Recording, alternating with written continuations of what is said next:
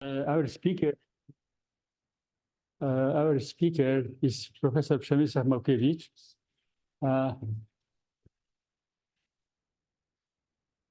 And he will tell us about quantum gravity in the sky, cosmological entanglement. Please, you can begin. Okay, thank you. So I would like to tell you about something which I have started working really for not so long ago, although I had this idea in my mind for some longer time, but certainly there's still many things to be done, but already at this stage, you will see that there are some interesting things here. And I want to point your attention to the title that it says quantum gravity in the sky, not quantum mechanics, because, and it's the point, it's the main point of this talk, because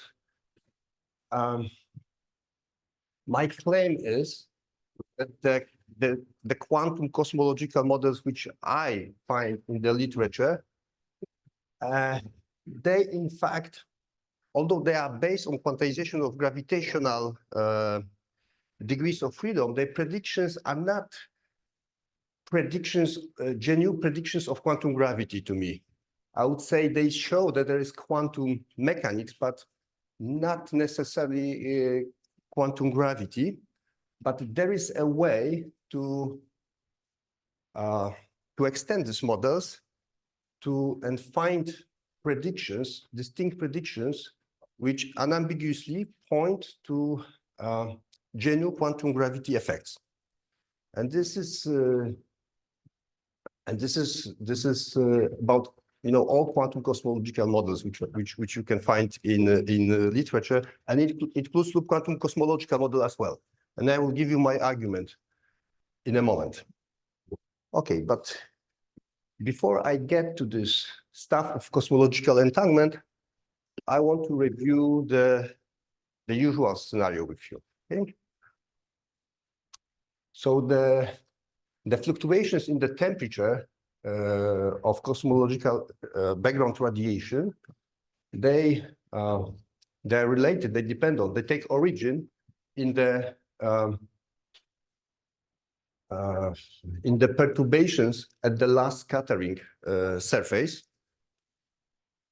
So this formula, just don't study it too hard, just to illustrate the dependence. So in order to predict of course, the predictions which we can have for quantum cosmology is only statistical, right? We cannot predict the exact distribution of this spots, but we can predict statistics of the spots. And the only objects actually that you need in the usual scenario is the so-called two-point correlation function in the Fourier modes, the so-called power spectrum of a single perturbation variable. That is, and this in the usual scenario, in the lambda CDM model, it is assumed that there is a single field actually which governs this distribution of this perturbation of the last scattering surface. And in this sense, we say that these primordial perturbations, with which the universe started, are adiabatic. They are also said to be Gaussian. It means that you need only two-point correlation function, because all like 4, 6, and so on correlation functions are just a functions of this two correlation functions. So this is actually the only thing you need. They are almost scale invariant. So these perturbations, the amplitude don't depend on the wavelength of the perturbation, and they are constant and super horizon scales.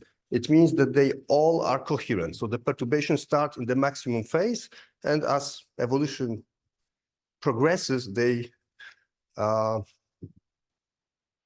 oscillate with frequency which depends on the wavelength. And of course, the larger the wavelengths, it takes longer to oscillate, and then you will see all this pattern in the CMB power spectrum.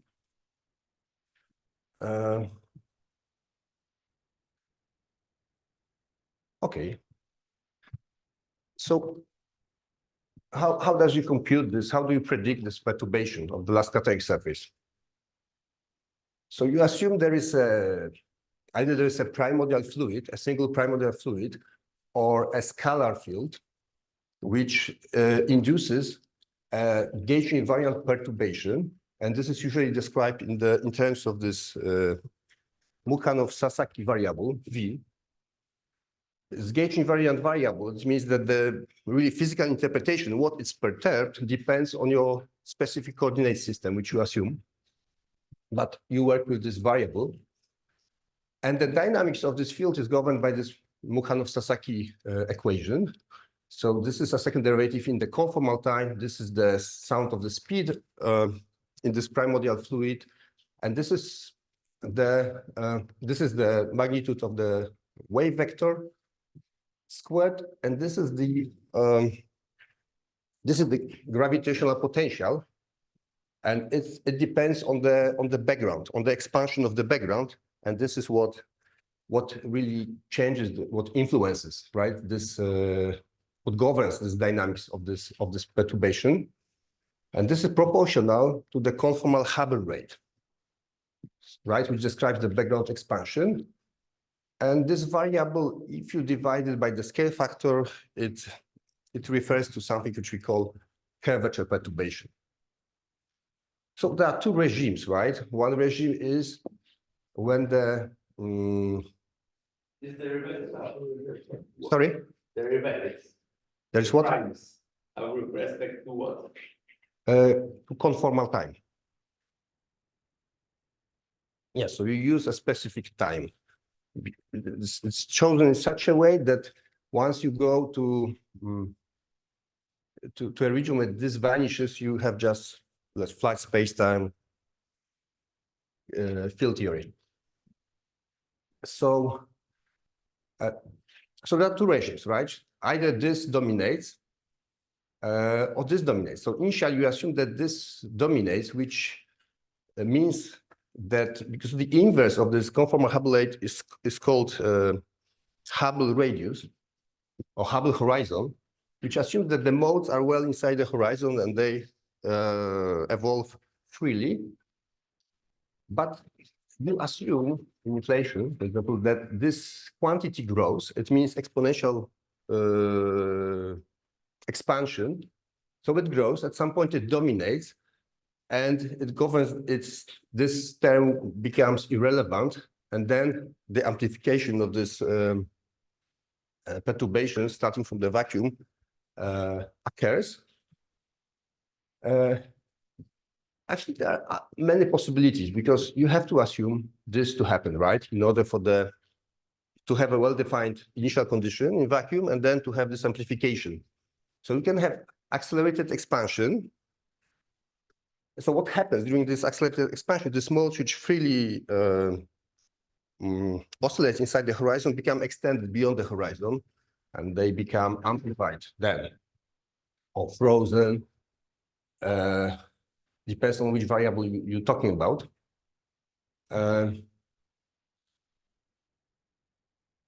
Yes, because when you have regular expansion, like nowadays, the modes go inside the horizon, right? Instead of leaving the horizon. But this suggests another scenario, that you can have a contracting universe. If you have a contracting universe, the modes will also leave the horizon, and you will have amplification of this initial vacuum exactly by the same or similar mechanism, right? So there are possible two scenarios: accelerated expansion or contraction. So you have contraction, then you have to have some bounce. So you obtain the expansion branch in which we are in. So here is just a schematic representation of what happens. Yes, the modes are inside the horizon, they leave the horizon. You have inflation, inflation ends. You have regular expansion during which the perturbations re-enter the horizon. Or you can have models when you have bounce and inflation. So LQC models are an example of this kind of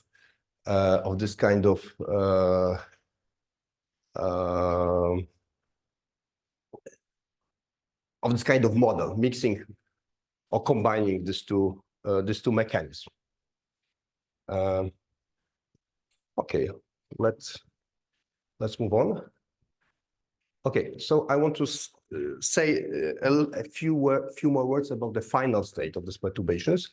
So you assume asymptotic vacuum state, yes, for initial vacuum state, which is given by this condition for the for this perturbation field. And so you have something. So here is this is a bounce. So I will be talking about bouncing scenario, okay? But I say it's the things I'm talking actually are applicable, more general applicable. I will get back to this in my final slide. So you have vacuum, and then it's amplified, and then this is actually the gravitational wave, okay? Because the same mechanism acts for density perturbation and for gravitational waves, so primordial gravitational waves. So you have excitation, then it leaves the horizon, it becomes constant, and then after some time, it re-enters the horizon and start vanish and oscillate. And there would be a moment of time when every mode of interest of the observational window are constant in the beginning of the universe, and this is what we say primordial perturbations. They are in this state. Scenario, is it easy to obtain the scale invariant spectrum? But the spectrum is not exactly scale invariant, almost scale invariant. Well, Yes. No, it's not. It's possible, but it's not easy. In a sense, you probably need two fluids in the contracting universe, because if you work with one barotropic fluid, you can get very close to scale invariance, but it will be slightly blue tilted. That's the problem with the bouncing models, which you still have to address. Whereas we know from observations that this primordial spectrum is slightly red tilted. It means that more power use. Generic prediction of inflation. Yes, maybe. Yes. I think it was. Maybe it's possible to get it with inflation. I don't know, but it is the most natural prediction, I would say. With inflation, yes, to have slightly red tilted. Yes, but yes, the point is that you can complicate these models always, right? And you can, but the point is that you have the same mechanism at work, and maybe you can add something to modify it. So in the simplest case, I agree. The bouncing has a problem. The bouncing scenario has a problem. Okay, and in the Schrödinger picture, so this we call the mode functions. So these mode functions can be related to omega, and now you can give the form of the wave function of a given k mode, and this is a real positive value in the vacuum. So you have a Gaussian state, the vacuum state, which along the evolution becomes squeezed. So it becomes smaller and it gets some imaginary parts, and you may find it. You can. Oh, excuse me. So this is your assumption. It's this form is an assumption. I mean, you start from this form as this is the initial state, right? Yeah. If you assume this be to initial state, this is not the assumption. Yes. Okay.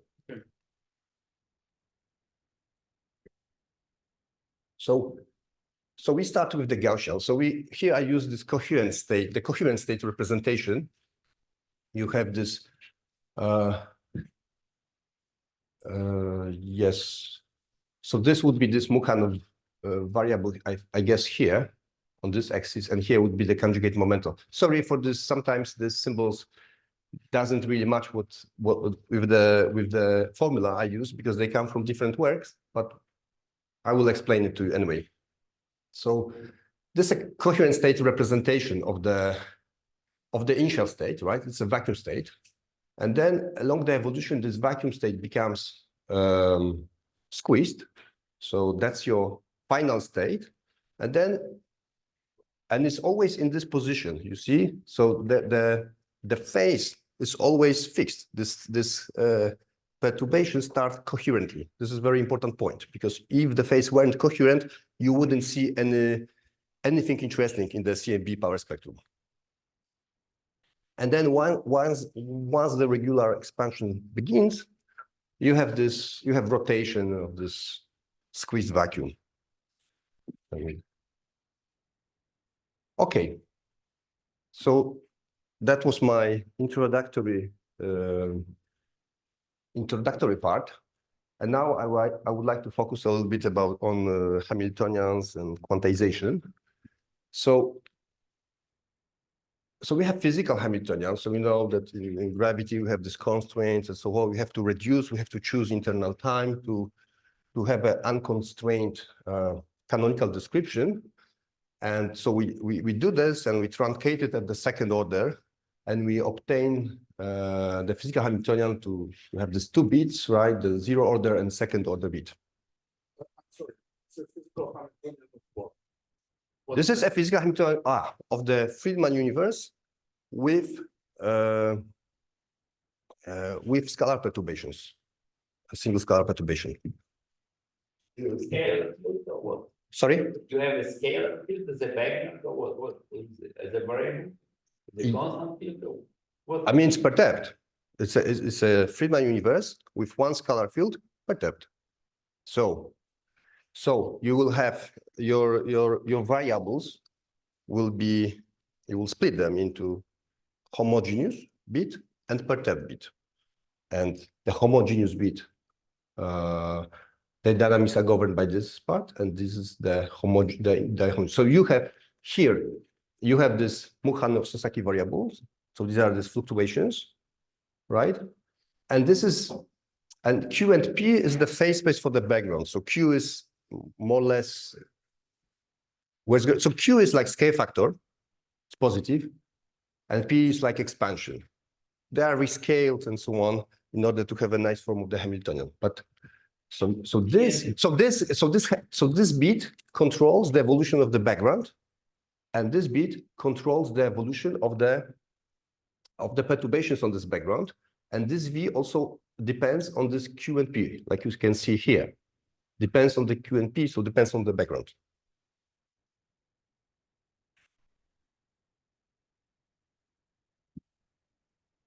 Of the gravitation perturbation, right? In the standard Scalar, yes, I focus on the scalar. Yes. So as I say, this is what scale independence? You have one gravity. What do you mean? So you have one here. One perturbation variable. You mean Mukhanov-Sasaki? You mean that the perturbations are adiabatic? There's one field. That's what you mean? You don't know. Okay. Let's see. Maybe later. Everything's mixed. So, I don't know what is the scalar field. I don't know what the variables. Basically nothing here. Here. Yeah, what is P? You have QP, a background. What P itself? Doesn't correspond to what kind of degrees of freedom? Q and P. It's a phase space for the background. Background, Friedmann model. In Friedmann model, you have scale factor and Hubble rate. Okay? But So only one variable. right, 1 degree of freedom. Yeah. So you have mechanics. sorry? Quantum mechanics. Right, quantum mechanics. So this is mini superspace. This is mini superspace. This is this bit.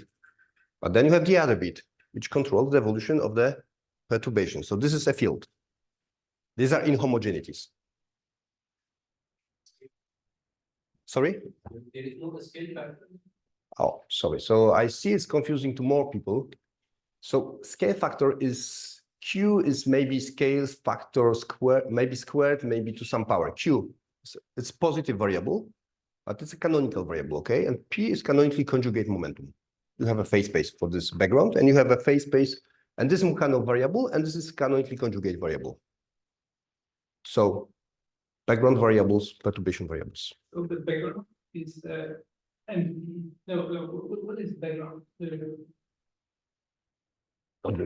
Background is Friedmann model. Uh-huh. Okay. There is no, maybe you are worried that there should be some matter fields, but there's one matter field. So, so there is background is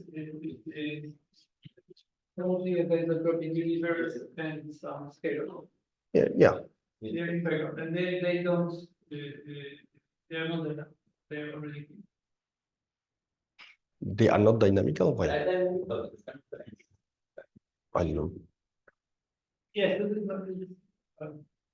So they appear in Hamiltonian as given functions or as No. dynamical. I mean, it's dynamical functions. Why as given function? You have a Hamiltonian which generates the motion in the phase space. And so what is fun? One variable. Yeah. Because we have because you have to reduce the model. Once you reduce it, the number of degrees of freedom go down, and you are left. So for the background, you would have, let's say, scale factor and the scalar field. But one of these degrees of freedom has to play the role of internal time. So you end up with one effectively degree of freedom. So I mean, P is the conjugate of the scale. Scale factor, yes, we can say. Yeah. Here is scale factor and It's conjugate, yes. It's some expansion rate, some measure of the expansion rate. Okay, and this is what I always see. It's called Born-Oppenheimer quantization. So you quantize this Hamiltonian, both the background and the perturbations. So Sorry? this, they use a Gaussian variant degree of freedom. There is a mixture between gravity and scalar stuff. Uh, Yes, so those Sasaki. This Mukhanov-Sasaki variable. So these new guys also they also contain gravity degree. Yes. This is a gauge invariant variable.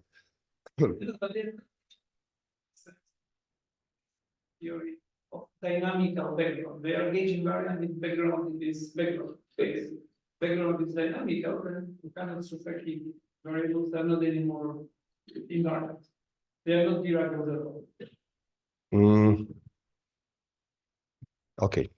I don't want to enter the discussion, but I disagree with you. But I don't want a discussion here. They are gauge invariant. Well, they are variant, but we are like Exactly. In this sense, they are Dirac. You extend that if you have dynamical background like these scale factors, then these guys are not really gauge invariant. That's what I understood. Yeah. you know, I don't know. They are gauge invariant. Okay. I was checked and I found they are not. Okay, we can discuss it maybe later, but this is something standard. I want to just emphasize this. I do not invent wheel here, okay? It's just about the construction, so for it, but I don't know. The dogma that they are just gauge invariant. Okay, I propose we suspend this discussion at least for a few slides, okay? And let's get to this quantization. What people usually do, they quantize it and they assume that the wave function of the universe is a product of the background and perturbations, okay? Then, of course, this background bit solves the background Hamiltonian H0, right? Schrödinger equation with this H0 bit. And then you have this Hamiltonian for the perturbations when you actually compute its expectation value in this background. So you solve the background, you compute the expectation value of this V, of this gravitational potential through which there is the interaction with the background of these perturbations. And then you solve the Schrödinger equation for the perturbations. Okay, that's the usual procedure. And I haven't seen actually people doing anything else. And in LQC, the same thing happens. But you don't assume that the scalar field has a background. So there is K equals 0 mode also there in this background. Yes, there is. The background is not empty. It's not vacuum. There is a field. Okay, so but you have H0 as a gravity motion. Right, right. That is true. Because there are constraints, because you solve a constraint. Once you solve a constraint, number of degrees, physical degrees of freedom. This is the physical Hamiltonian. I didn't want to start with the full Hamiltonian and show the reduction because it's not my point here. So what is Because you have used this factorization of the wave function. You assume that the wave function is always of the product form. The background wave function, which you solve independently for H0, and the perturbation times the perturbations, the tensor product, the perturbation, which you solve with independently of this second order Hamiltonian. When of course it involves some background variables, so you compute simply expectation value. If you want to say Born-Oppenheimer, you have to consider even the back direction. Then you will have additional term in the decomposition of the states. Yes, you could do that. Yes, but it would be. And this is not It would be. Yes. I agree with you. Like it's not exactly what is done in molecular physics, but that's the standard nomenclature in quantum cosmology. But the word quantization here is kind of misleading because it's approximation of the quantization. Yes, but this is what it it means that it works only within the limits of where this approximation is accurate. but it's quite accurate, but not precise, not exact. And that's the point I want to make. So thank you for for reminding me that I should move forward and now make my argument that with this Born-Oppenheimer quantization, you in fact obtain a trajectory universe. The background is trajectory. Maybe there is a bounce. So this trajectory is described in so-called, people can call it effective metric, dressed metric, or a trajectory universe. But the point is that this background with which it interacts, it's a trajectory. It's some kind of semi-classical, effective, or dressed background. So that's my first point. The other point, this Mukhanov-Sasaki variable is a gauge invariant variable. It means that the physical meaning of which precisely physical perturbation corresponds depends on the coordinate system within which you work. And there is a choice of coordinate called flat slicing or uniform curvature gauge, in which this Mukhanov variable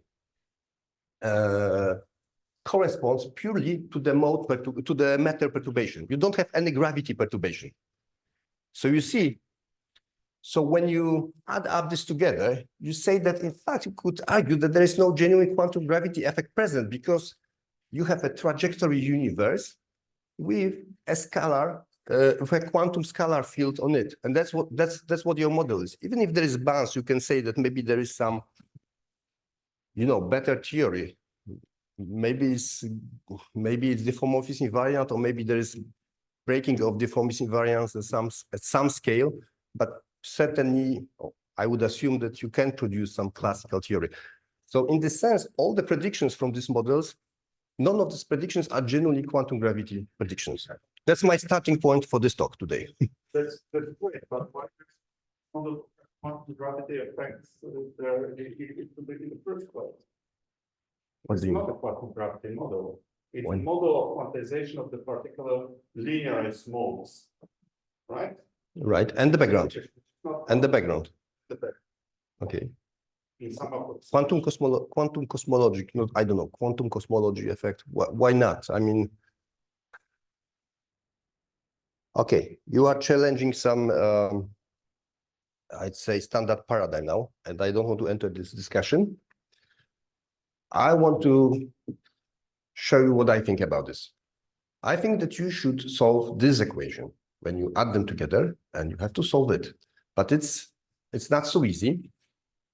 And you assume immediately that your state here will not be a Born-Oppenheimer state, but it will be a general entangled state. So this is your Born-Oppenheimer state, but this would include some, sums of different backgrounds and different perturbations. I say entangled state, because in Born-Oppenheimer, maybe the background is in a quantum state, but it's a definite state. You can tell, I can ask you what is the state of the background, and you can tell me it's psi BG. What is the state of perturbation? It's psi pert. But here, if I ask you what is the state of the background, there doesn't exist any answer to this question because the state is entangled. And actually, this is the Born-Oppenheimer state is something very particular. I mean, it's very improbable that in a Hilbert space, you will have this kind of states, right? For a long time of stretches of time. So that would be the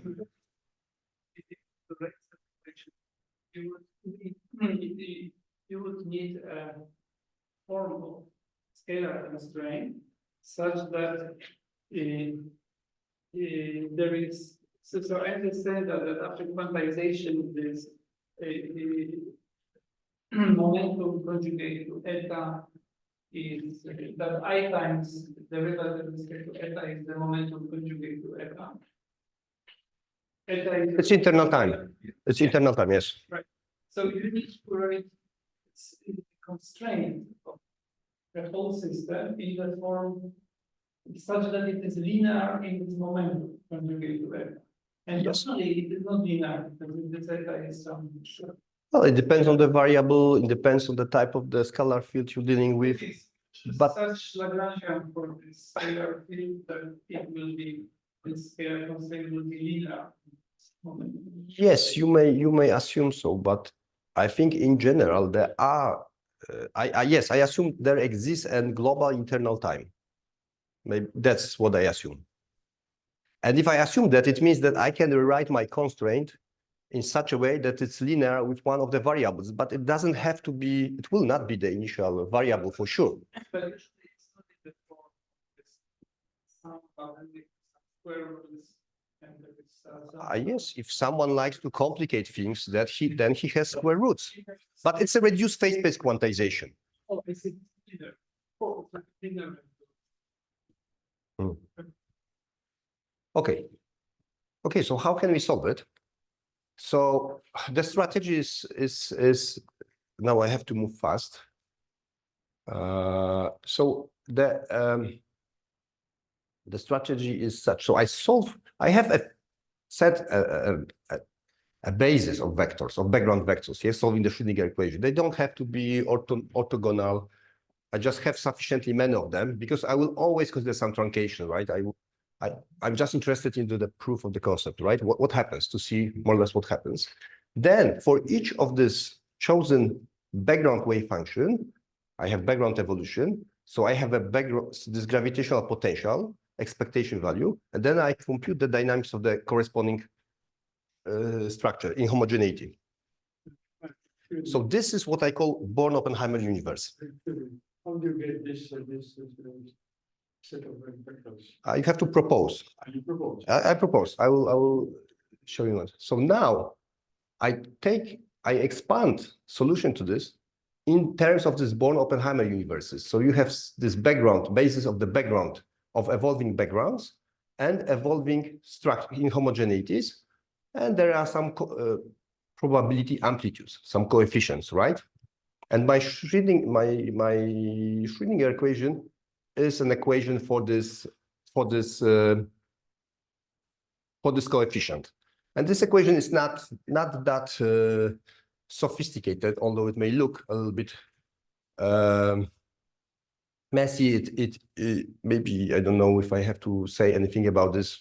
You use this basis to obtain this matrix, the equation, the Schrödinger equation in this matrix form. And of course, these backgrounds don't have to be orthogonal. The structures don't have to be orthogonal. You need to have sufficiently many of them to see some effects of this entanglement. One thing is, I wanted to emphasize it, that it's still very hard to solve it because you need to have this quantum gravitational potential, and you have to be able to compute this non-diagonal elements of this gravitational potential, because this this bit is the bit which is responsible for entangling different Born-Oppenheimer universes, as you will see in a moment. And the nice thing is that we know how to do it, and we know how to do it analytically. And I initially planned to spend a little bit time on this, but since this is not the main point I want to make in this talk, and it's quite late, I will just say that you can think about coherent states. Coherent states, this is a family of states.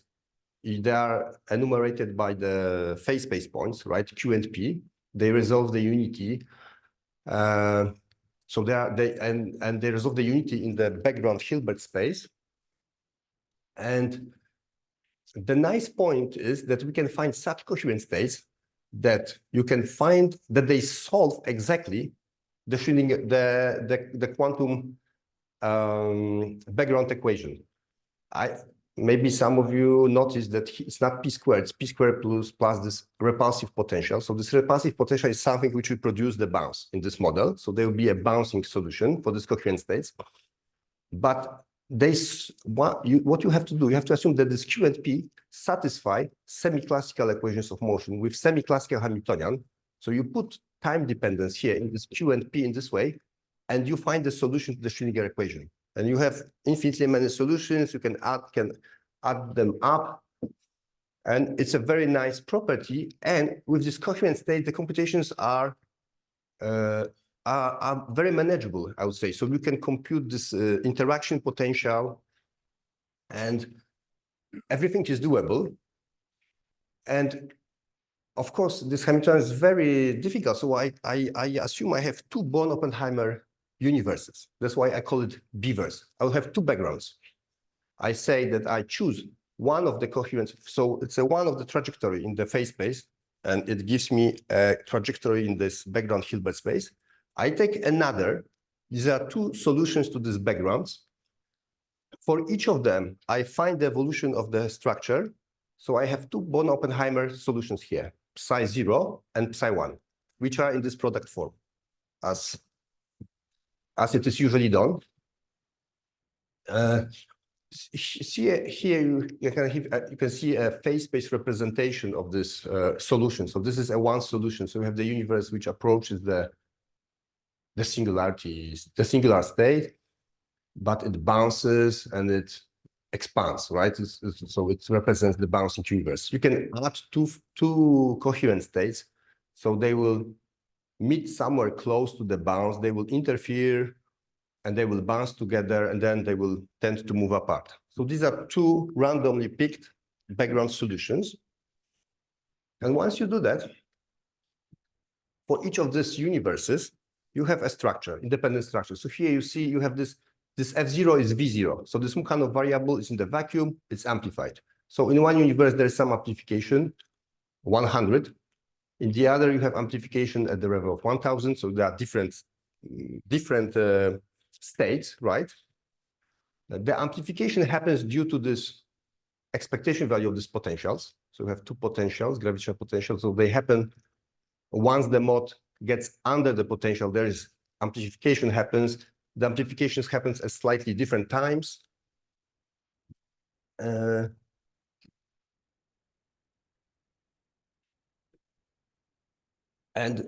so, okay, so now we go beyond Born-Oppenheimer. So we say that the real solution will be, with some coefficients, the first Born-Oppenheimer universe with zero background and zero inhomogeneity, zero structure. The second Born-Oppenheimer solution, the first background, first background and the first structure. And then there will be combinations. You will have the zero background with some structure from the second Born-Oppenheimer solution, and vice versa. And this entanglement, so these guys will appear due to this off-diagonal term for the expression for the element for the gravity for this potential matrix. And you can see there is some. Excuse me. So you need these two, I guess you need these two, let's say, solutions just to give a simplest example of entanglement. It's the simplest thing you can, in general, you should consider all possible solutions, right, for the background. Yeah, but we illustrate that. Yes. Click two. So what we start? We start in the contracting phase. We have a contracting Born-Oppenheimer universe in this product state, and then things happen, you see? So you have one, you have some excitation, of course, of these alphas, of these other universes. So it means that you end up in a very, in a strange universe, right? I mean, so far, the background was in a definite state. The homogeneous was, the inhomogeneity was in definite states. They were quantum states, but the life was more or less comfortable. But this is an extreme example of the cat state. Now you have different universes, entangled backgrounds. It's not very comfortable. So what is our interpretation of this state? Well, we take this first background, the zero background we started with, and we adapt the structures. Yes, one coming from the original, and the other for the other Born-Oppenheimer structure, and then the other one. And our interpretation is that actually this we treat as a virtual universe. It's something we'll never access, let's say. This is our universe, but the remnant of the existence of this virtual universe, or the action of this virtual universe of our universe, appears in the form of this extra bit to the structure, to the initial condition for the primordial perturbations.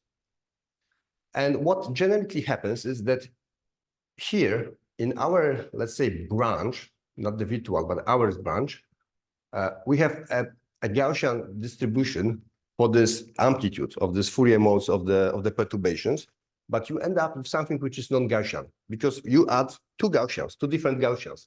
So, and in this case, especially the tail of the distribution will be modified.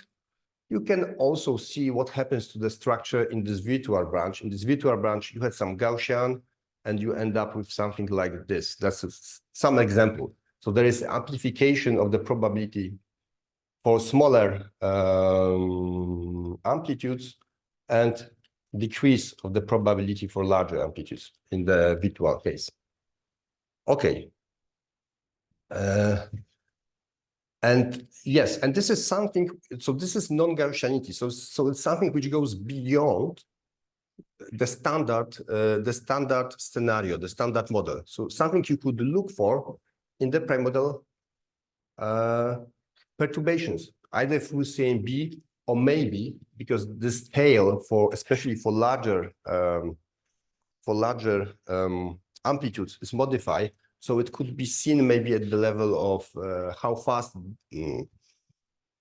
heavy or large structures form and so on. I don't want to enter the discussion, but there is something interesting which we are going to investigate.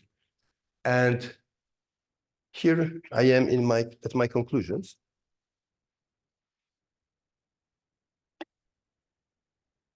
So I want to say that I think that these models of a so because because in the same by the same mechanism are also formed the gravitational the primordial gravitational waves, but they haven't been seen, right? So we only see the scalar perturbations. So when we talk about scalar perturbation, I think that these models of a trajectory universe furnished with matter fluctuations, they don't really yield any distinct observational quantum gravity signatures. And in order to look for the signatures, you have to drop the Born-Oppenheimer approximation. And I think that this entanglement between the background geometry and the inhomogeneity, still at the linear level, it's a truly quantum gravity effect, and it generically alters the primordial perturbations, the state of the primordial perturbations. And as I said, this is just the beginning of the study. And so it only proves the existence of this new effect, but more detailed study is needed. And there are many things you could try to see or you could expect. For example, here I was talking about single mode of perturbation with the background. But if you add more modes of the perturbations, maybe there could be they could be produced entanglement between different modes as well, which is something which would be very, very interesting. There could be something happening to this coherent of these phases I mentioned in the beginning. We don't have to assume that the contracting universe is a Born-Oppenheimer universe. And now, if you are an inflation believer, we know that inflationary spacetimes are singular spacetimes, right? They are not geodesically complete, past complete. It means that when you do inflation, you always assume there was some quantum gravity phase, although you don't have to, you have to assume, right? That something must have happened. This patch of our universe, which was inflated, must have originated from somehow, because and it should be probably quantum, because classical theory tells us there is a singularity somewhere. So I would assume, so if there is this quantum gravity phase, I would assume it generically, I think I would conclude that it would generically produce entangled initial state. And maybe the inflationary expansion wouldn't produce any entanglement, but it would preserve this entanglement, and it would stay imprinted in this inflating universe and up to the initial the primordial perturbations, last scattering surface, and so on. I mean, last scattering it's a classical phase, but some signatures of this could be investigated. So that's all I wanted to say today. Thank you.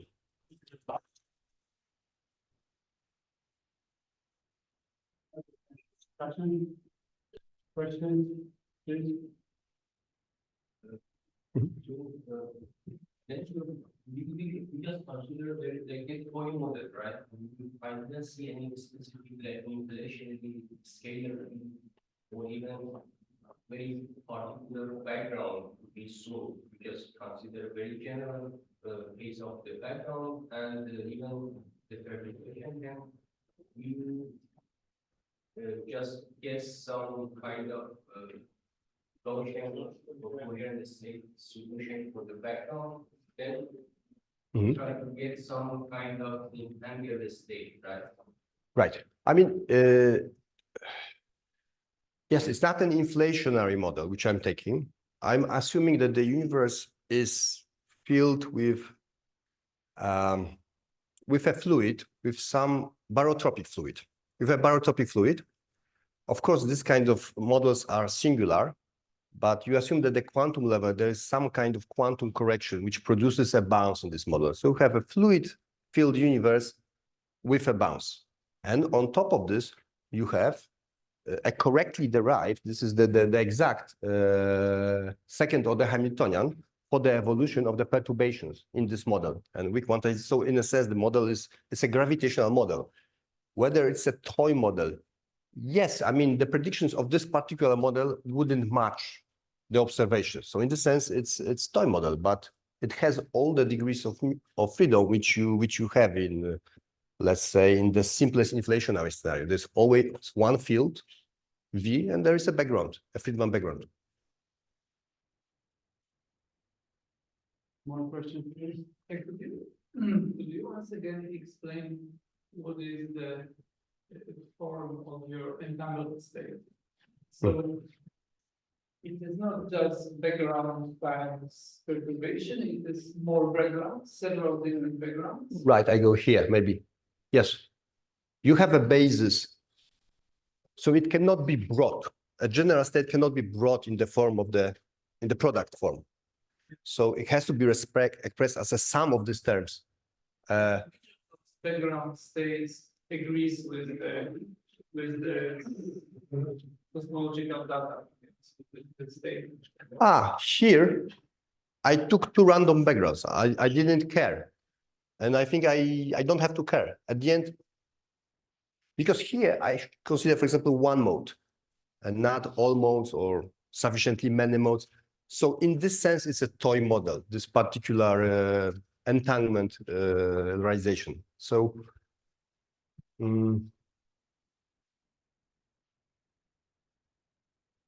And for this background and consider some coherent Yes, for the, states. yes, this is a very interesting result actually, because it's like with the harmonic oscillator, we have this coherent states, which the evolution actually is a parametric. So you have to solve just the classical equations of motion to find an exact solution in terms of coherent state to the harmonic oscillator. And here, this is another example, which the same happens. And I'm not maybe sufficiently knowledgeable, but these are the only two examples I know, and we found it. So it was kind of a breakthrough, technical, which enabled us to make this computation. Right. So when what you are observing in the sky, it's like cosmic microwave background, say. So this is related to the amplitude of the perturbation. Right. That is directly related to the inflation field. Right. So if you want to, of course, the inflation scenario is just completely classical, right? The background is classical in inflation scenario. So So it's a Born-Oppenheimer state in a sense, right? You put some classical or semi-classical trajectory for the background. It's kind of a Born-Oppenheimer, you can think in these terms. Yeah. Okay. I believe that for entangled the state is just the result of the non-Oppenheimer approximation. But anyway, so you can see this entangled state in the field state, in fact, can affect this amplitude of the perturbation. Yes, yes. So that's the thing, that it really alters this prediction.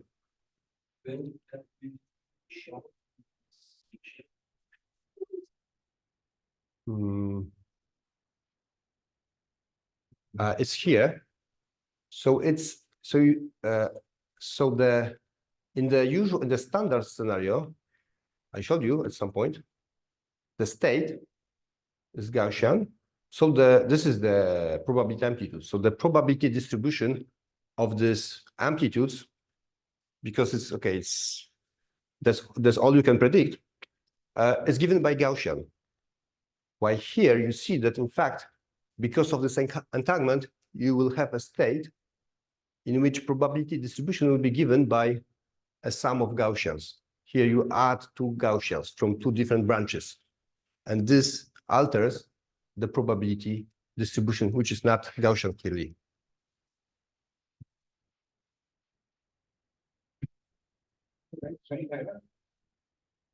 So, okay, I'll have this question. Well, the first question is why you do that. I mean, what is the motivation really? I mean, I understand that you can actually technically consider the situation in which you have this entangled state, that you evolve this entangled state. It's fine with me. But what is the reason you're really interested, apart from the fact that it's possible solution of mathematical problems? So that's my first question. And my second question is, so suppose you have this entangled state. Fine, you evolve it. All right, but certainly we know that our universe we live is not entangled state, right? I don't see any entanglement here with any other universe. So how you actually get rid of this entanglement at the end of the day?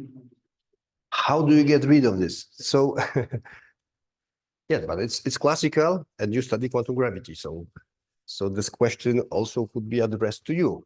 And because I don't know the final answer, of course, and I don't suspect that anyone does.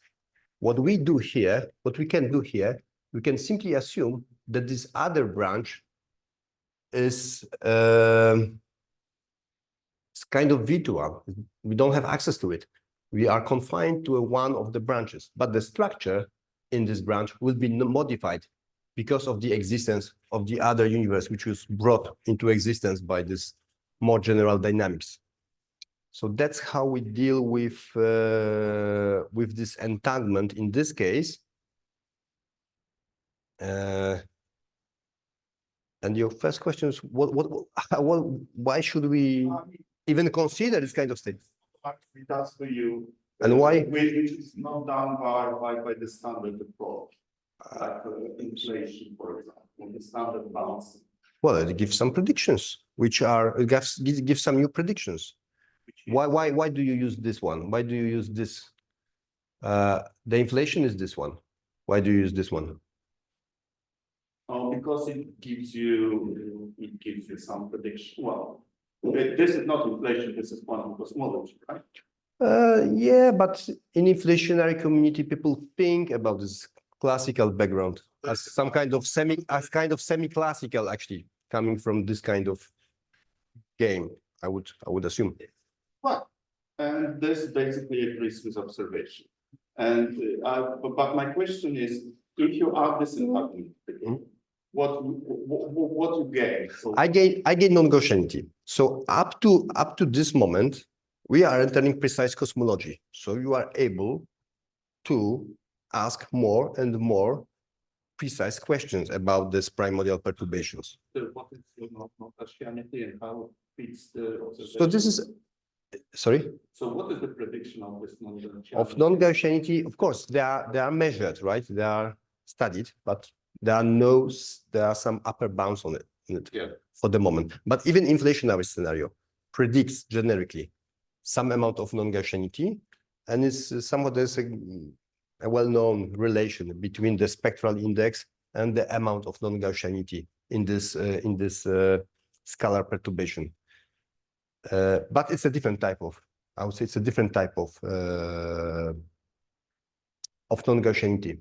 You have to include larger, higher order terms in the Hamiltonian. So it's something different. You get something different. So we're just looking for new effects. I mean, I'm trying to understand your question. But the idea is to explain the initial data for the lambda CDM cosmology, right? It's always the same goal. So the same question could be asked to inflationary people and other people. For quantum, that's the goal of quantum cosmology.